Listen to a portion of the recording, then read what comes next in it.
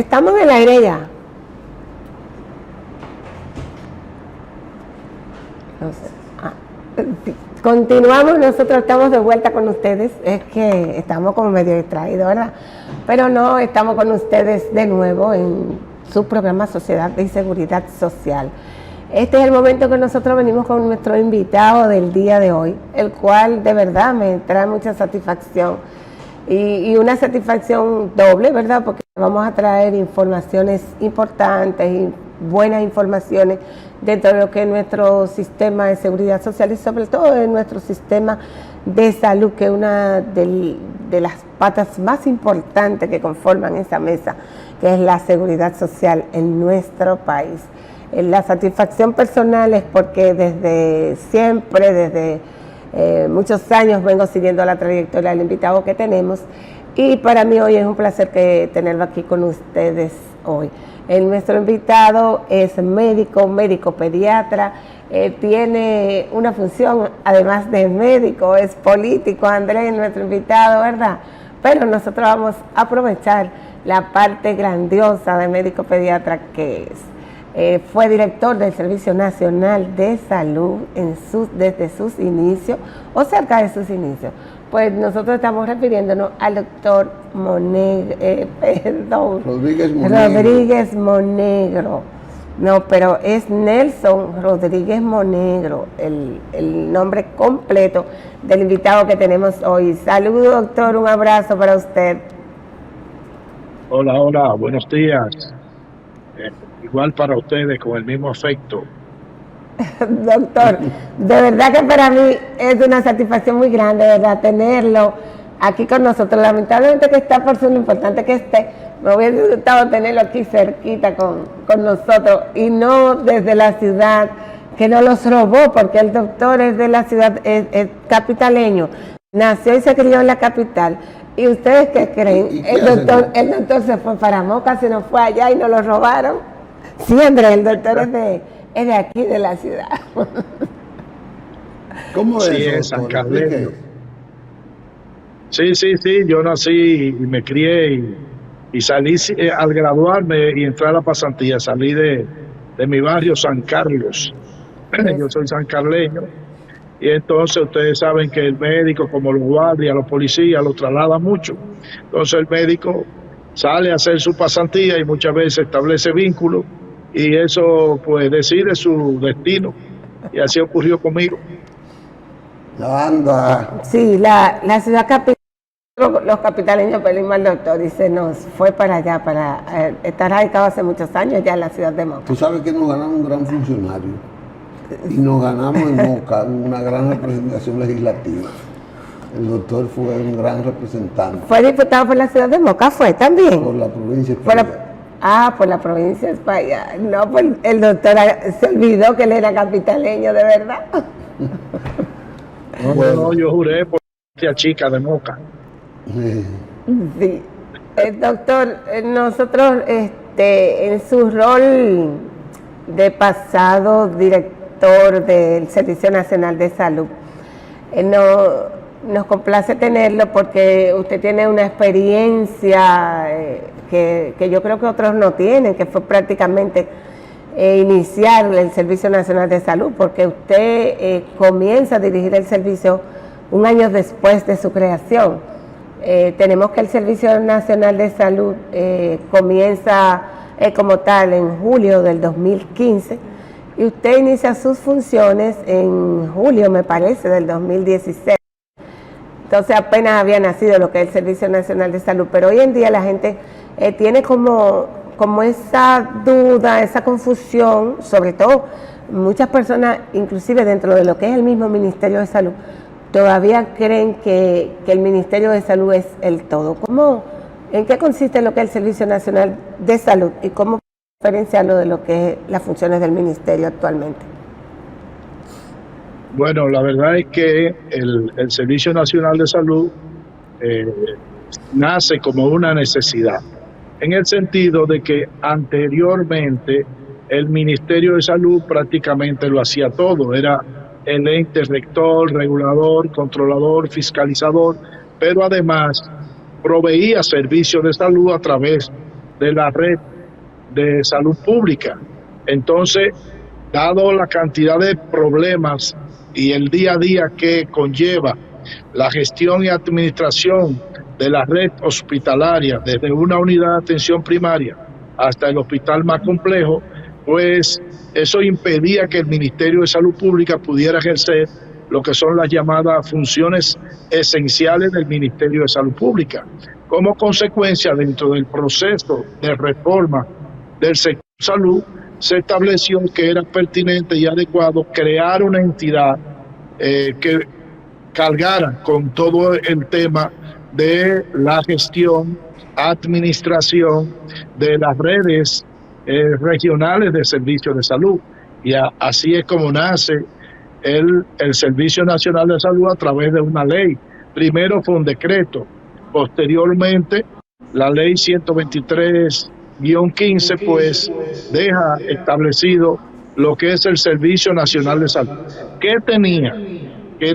Y digo tenía en pretérito pasado, porque realmente la función del Servicio Nacional de Salud era desarrollar alta capacidad técnica, gerencial y administrativa para acompañar a los servicios regionales de salud en el desarrollo de sus competencias para que ellos pudieran gestionar sus propias redes de servicio. Es decir, el concepto es que el Servicio Nacional de Salud era un ente que iba a acompañar desde este punto de vista a las redes regionales de salud, porque hay todo un proceso, digamos, de descentralización.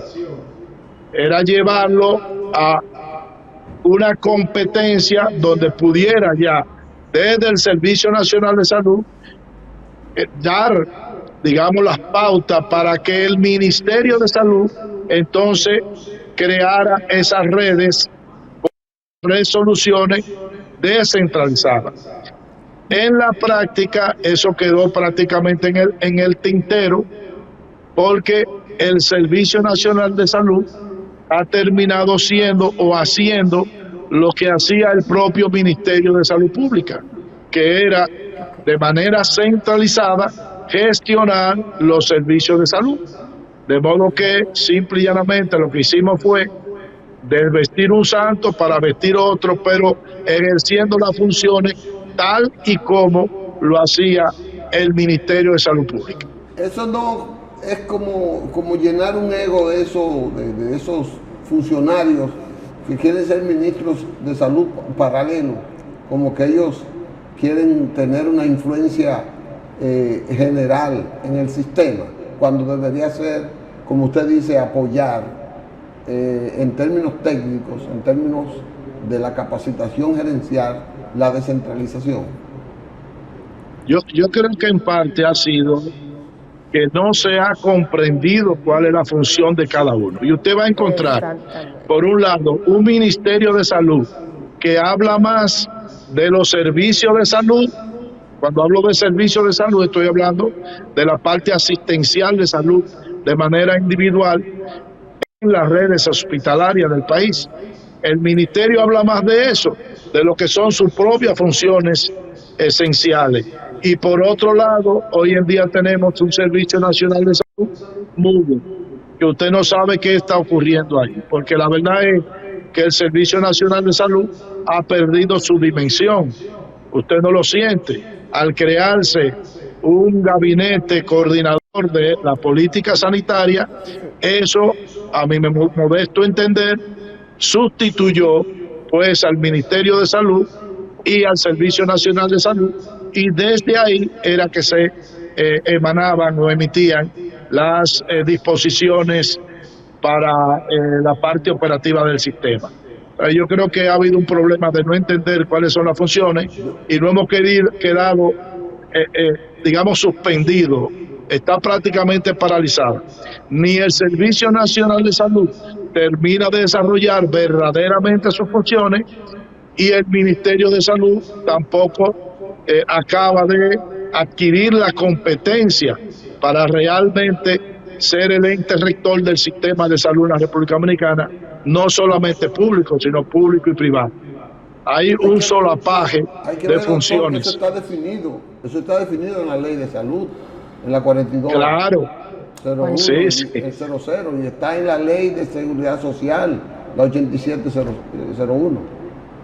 Claro, aquí está todo escrito en la República Dominicana.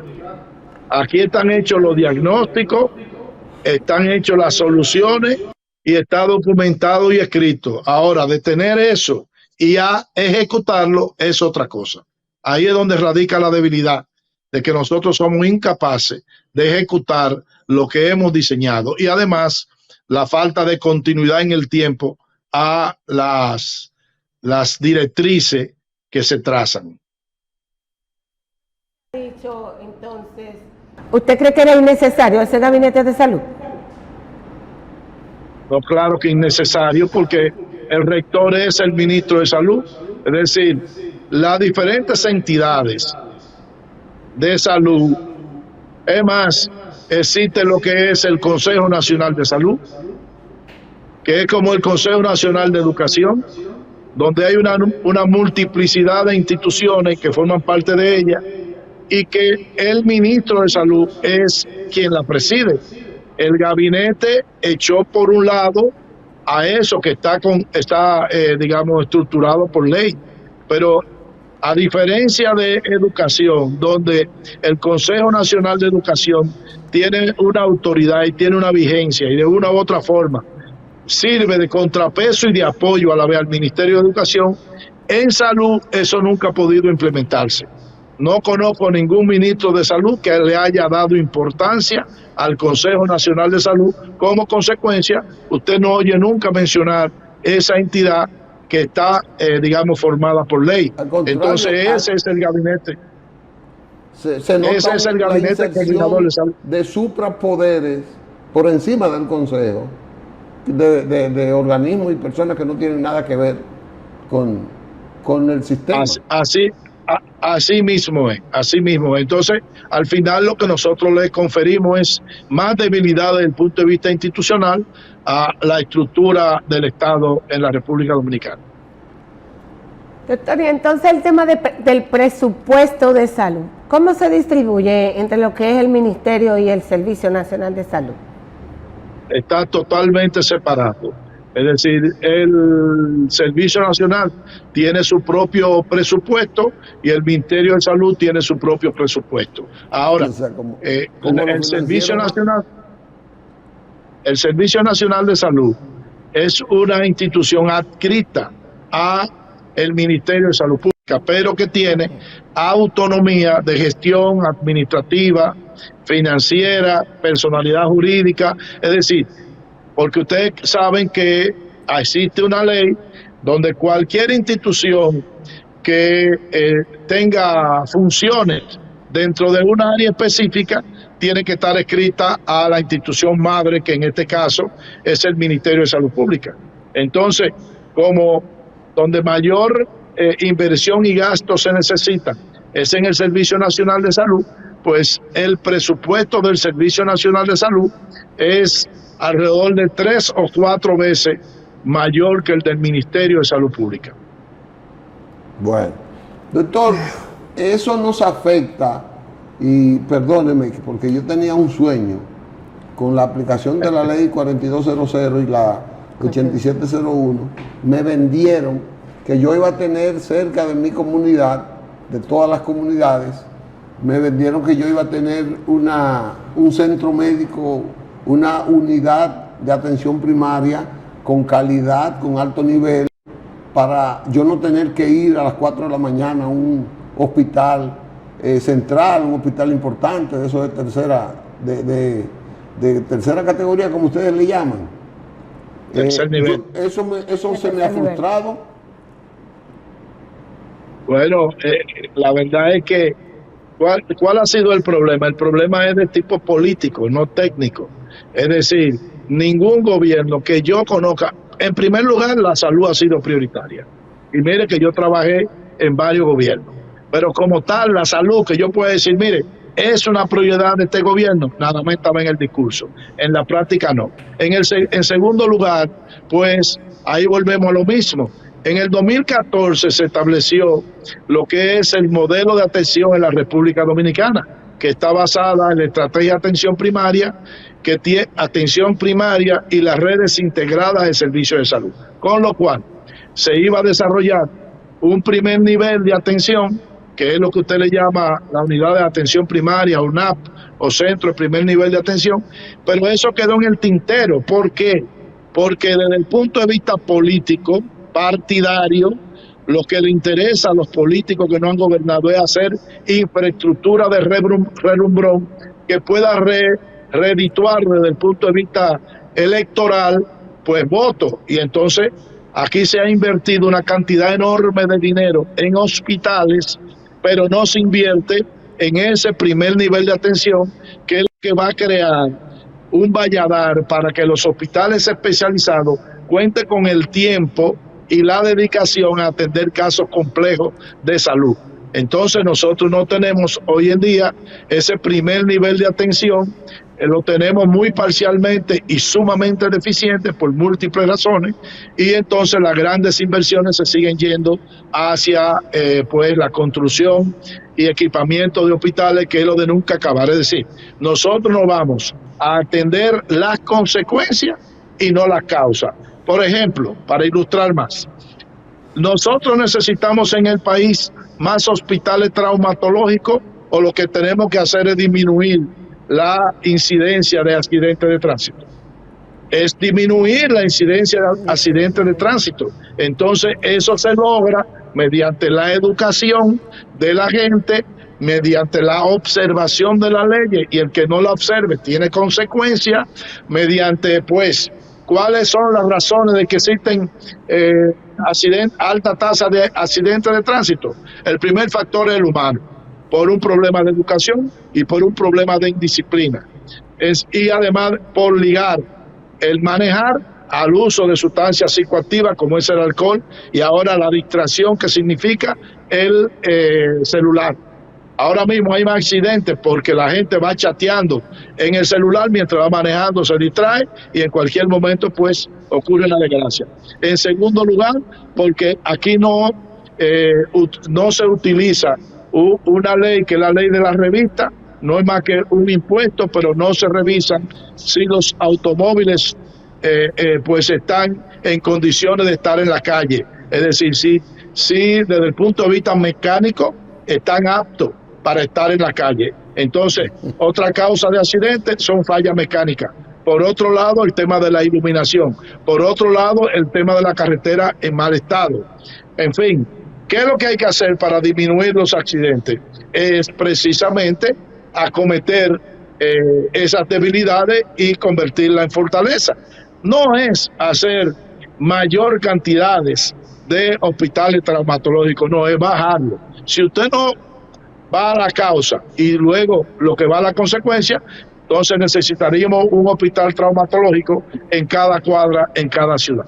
Entonces ese es el tema, que aquí las unidades que son modestas, donde una gente pueda ir y que haya una capacidad de resolución de los problemas cotidianos de salud, que la mayoría se resuelven en ese primer nivel, pero para llegar a eso, porque a veces se habla, uno no puede ver el primer nivel de atención como un nivel de contención de costos, sino como un mecanismo de mejorar la calidad de la atención. Pero para eso son muchas cosas las que hay que hacer, y hay que hacer grandes inversiones. Voluntad política, pero se parte de un diagnóstico de situación de salud de la comunidad. Y eso es lo que nos va a decir qué tipo de infraestructura, qué tipo de recursos humanos, qué tipo de tecnología, qué tipo de medicamentos, etcétera, nosotros vamos a necesitar en ese nivel de atención. Eso de que un médico y una enfermera y un promotor de la salud, no, eso está superado hace tiempo. Los países que tienen alta resolución en el primer nivel de atención, por ejemplo España, donde se resuelve alrededor del 90% de los problemas de salud, es en ese primer nivel de atención. Pero ahí existe lo que se necesita. Ya no es psicomédico, hay especialistas. Por ejemplo, Azua, que es la provincia que tiene mayor incidencia o tasa de embarazo en adolescentes, alrededor del 37% de los embarazos de adolescentes, son de adolescentes en Azua, y el embarazo en adolescentes es un embarazo de alto riesgo. Entonces, en el primer nivel, ahí, en esa provincia, se necesita tener ginecobstetra, se necesita tener pediatras, pero nosotros tenemos que el 33% de la población es hipertensa, pues nosotros necesitamos el primer nivel de atención, tener médicos internistas y tener médicos cardiólogos, por lo menos que vayan 2 o 3 veces a la semana, además de médicos familiares, no un médico pasante que está comenzando a desarrollar experiencia y por lo cual muchas veces la población pues no tiene la fe y la credibilidad en ese nivel, porque uno de los problemas que tenemos que hacer en el país también es que ahí vayan profesionales con competencia.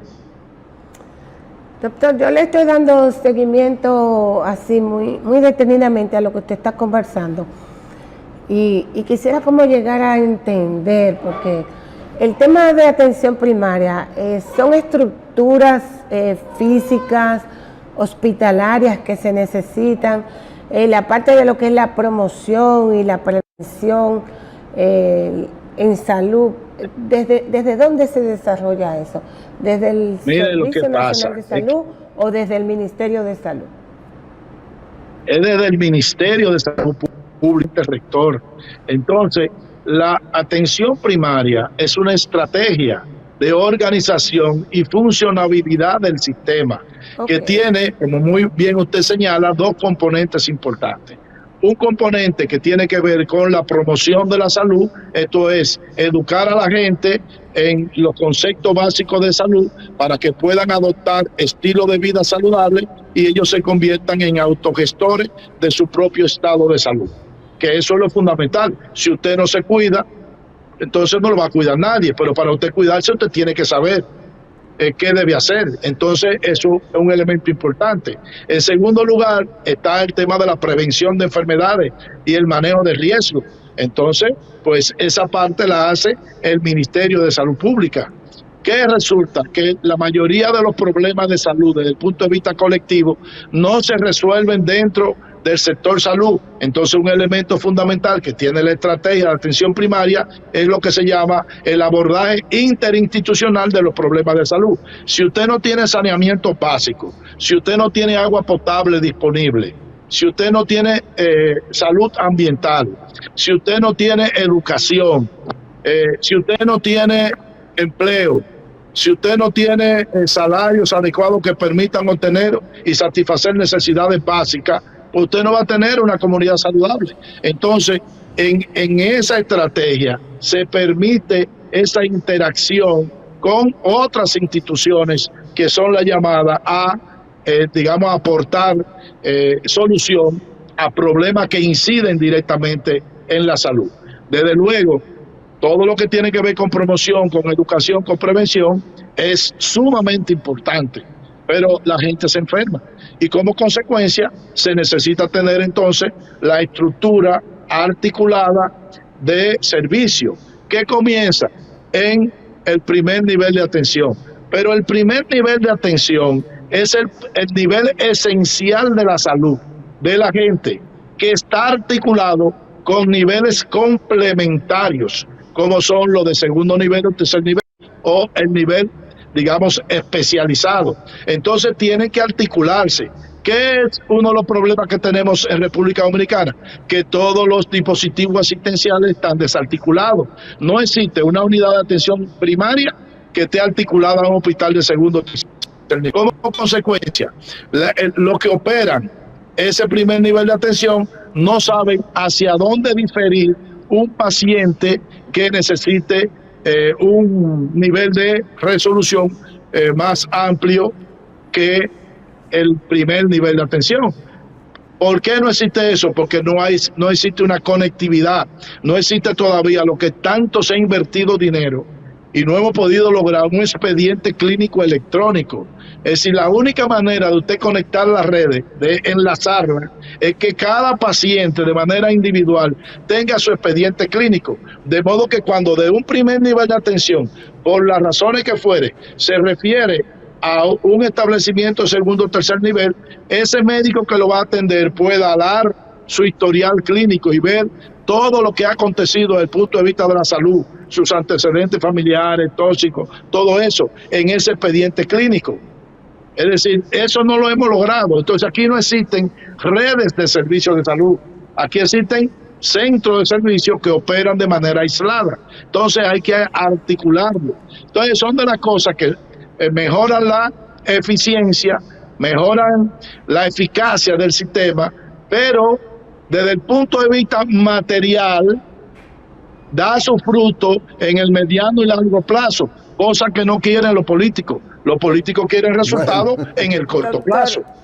Nosotros tenemos que irnos a una pausa, pero... yo quiero hacer una pregunta. Perdón. Déjeme dejar que Mato haga esa pregunta para ya hacerle otra. Doctor, yo prefiero que agotemos este turno porque a mí me gustaría, dentro de ese teje-maneje, esa desconexión, yo digo, esa falta de la sistemicidad que existe en el sistema como tal. Me gustaría ver su opinión sobre entonces este conflicto que hay entre las ARS, que no tendrían ninguna conexión con los médicos a través de los centros hospitalarios de ningún nivel, y ¿cuál es su opinión de esa crisis, doctor? Bueno, hay una situación grave que tiene el sistema de salud en la República Dominicana, y que es un sistema que tiene dos hándicaps. Primero, está totalmente mercantilizado, es decir, hoy en día eso es un antro de negocio, entre comillas, y por otro lado está totalmente deshumanizado. Entonces, ¿qué resulta?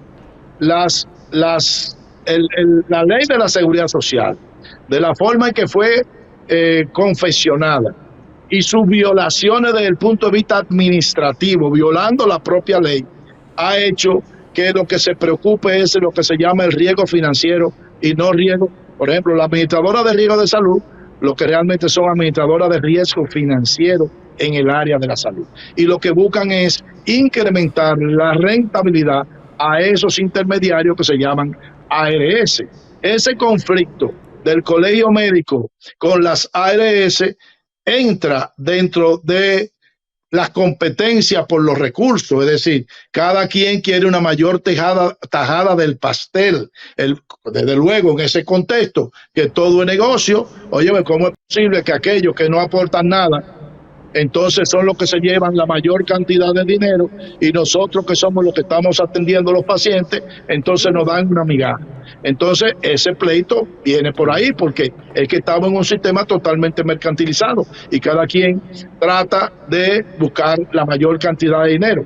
Dentro de las cosas que pide el colegio médico, pues hay unas que son atendibles. Por ejemplo, ellos están solicitando, y entiendo que parte del adorno de la demanda, pero no es lo esencial, que se aumente el plan básico de salud, es decir, la cobertura, que se cubran más enfermedades, más procedimientos y más medicamentos. Pues todo el mundo quiere que eso ocurra, ¿verdad? Entonces, dentro de eso también ellos quieren que le incrementen sus honorarios, los honorarios médicos, en el cual, por el libertinaje que existe en el sistema y la falta de autoridad, porque yo no conozco, por ejemplo, ninguna superintendencia de ninguna área que haga sus funciones adecuadamente y que no terminen coaligadas a los entes que ellos tienen que supervisar. En este caso, la CISARRI no hace su función. Como consecuencia, aunque contractualmente existe lo que se llama cuota moderadora, que es el copago que tiene que tener los pacientes para que no demanden de manera medalaganaria servicio, sino que le cueste alguito de manera directa, pues hoy en día existen médicos que cobran lo que le viene en gana. Usted puede tener copagos que van desde 1,000 pesos hasta 6, 7 y 8,000 pesos de copago. Entonces, eso es digamos, insostenible desde el punto de vista del bolsillo de los pacientes. Y en ese sentido, la Seguridad Social no ha cumplido su cometido, que era el reducir el gasto de bolsillo de parte de los afiliados. Entonces, en ese sentido, ahí lo que yo veo es una lucha. Primero, también es, óyeme, cuando uno piensa que un médico especialista lo llaman a una emergencia, digamos, de madrugada a las 3 de la mañana, y lo que le paga la ARS, estamos hablando, creo que son alrededor de 700 pesos, que con el descuento queda en menos de 600 pesos, evidentemente que eso, pues llora ante la presencia del Señor. Eso no puede ser. Igualmente una consulta. No es posible que al médico al final lo que le llegue de esa consulta y meses después, cuando la propia ley dice que hay que pagarle su servicio en los primeros 10 días del mes y que tardan meses en pagarle, para pagarle, dicen que son 500 pesos, pero al final son 360 pesos por una consulta. Es decir, que es un fiado que le hacen al médico. Al final, ¿qué es lo que está ocurriendo con el copago? Y lo bajo que barato, fiado y diferido, ¿verdad? Entonces, al final, alguien dijo, no recuerdo quién fue, que el estar asegurado desde el punto de vista del Seguro Familiar de Salud, el tener la tarjetica, no es más que un mecanismo de encontrar un descuento por parte de los médicos. Es decir, los 360 pesos, lo que son es un descuento que le hacen por estar afiliado a una ARS, porque el costo de la consulta son 3,000, 4,000, 5,000, 6,000 pesos. Es una desgracia. Entonces, ¿quién es que...? Doctor, más allá de la consulta, están los procedimientos médicos y la cirugía. Ahí ni se diga. Mire, no, entonces, esa es una parte. Por eso yo siempre digo que lo primero que hay que hacer, incluso para este tipo de negociación, si nosotros tuviéramos una CISARRIL que realmente ejerza su función de manera independiente como el ente rector de los términos contractuales entre la ARS y los proveedores, ya sean médicos, clínicos, hospitales, entonces fuera otra cosa. Lo que pasa es que la CISARRIL termina yéndose. Es más, en las discusiones yo tengo entendido que la CISARRIL se convierte en un abogado de la ARS. Entonces así no se puede. Entonces, ¿qué debiera ocurrir? Primero, que la CISARRIL, el equipo técnico de la CISARRIL, con un técnico de parte del colegio médico y un técnico de parte de la ARS, pues hagan una revisión actuarial del costo de los servicios, pero que sea una cuestión realmente profesional y seria y transparente, para que al final pueda decirse, bueno, realmente el costo de estos servicios es esto. Aquí ustedes están pagando tanto y a ustedes le está quedando tanto. Entonces, ahí equilibrar eso, porque uno de los problemas, yo creo que la ARS, a veces el colegio propone la eliminación de la ARS. Yo digo, bueno, ¿por qué no pueden haber ARS sin fines de lucro? Porque la satanización de la misma es que tienen fines de lucro y la forma de incrementar sus beneficios es denegando servicios. Es constriñendo a las clínicas, constriñendo a los médicos, constriñendo a los hospitales públicos. El servicio también que necesita el paciente. Claro, desde luego, desde luego. Por eso te hablo de denegación de servicio, que aún estando en el catálogo, bueno, a mí mismo me ha pasado. Yo tengo un seguro muy bueno y que me cubre los medicamentos, y a veces yo voy y cuando llama a la farmacia, que no le cubre eso. Si yo hablo con la persona y le explico, sí, que fue un error. Entonces, ¿cuánta gente tiene la visión de poder reclamar su derecho? La mayoría no reclaman y terminan pagando de su bolsillo. Entonces, es una situación. Entonces, si tú tienes un levantamiento, porque ¿qué ocurre? Cuando aquí no había experiencia en seguridad social y se tomaron estadísticas y parámetros, por ejemplo, de Colombia, pero ya nosotros tenemos datos suficientes para nosotros creer con nuestra propia experiencia realmente llegar a donde debemos llegar. Yo soy partidario de que las ARS sean sin fines de lucro. Ok, yo te pago por la administración y gestión de esto. Ahora yo te pago. No es que el excedente te quede a ti y el excedente se reinvierta de nuevo en el sistema. Correcto.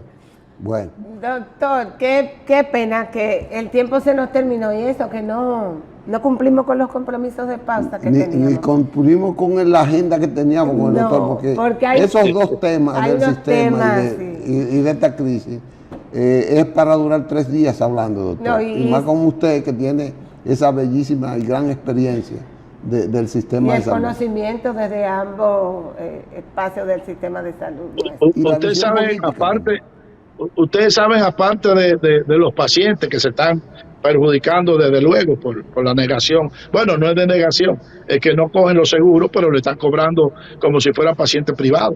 Es Sí. decir, que están perjudicados. Y muchos, si no tienen el dinero, se eximen de ir a buscar. Ahora, los grandes, la ARS se beneficia porque a menor demanda por la huelga, entonces ellos se quedan con más dinero. Correcto. Y por otro lado, Así los es. grandes Doctor. perjudicados son las clínicas y los hospitales. ¿Por qué? Concédanos, Porque doctor, concédanos la oportunidad de volver a hablar con usted. Claro, Sí, sí, doctor. cuando sobre ustedes todo quieran. porque hay un tema muy importante que se nos quedó, doctor, y es sobre esas largas colas que están haciendo los pacientes en los hospitales Por eso. para poder atenderse. Yo quisiera que podamos hablar en otro momento sobre ese tema, que yo pienso que el sistema de salud nuestro está colapsado. No, él dijo, está desarticulado. Sí. bueno, Doctor, claro, gracias. pero sí, Muchas sí. gracias. Muchísimas gracias. Bueno, bye bye, Gracias buen por día. haber aceptado nuestra invitación. Y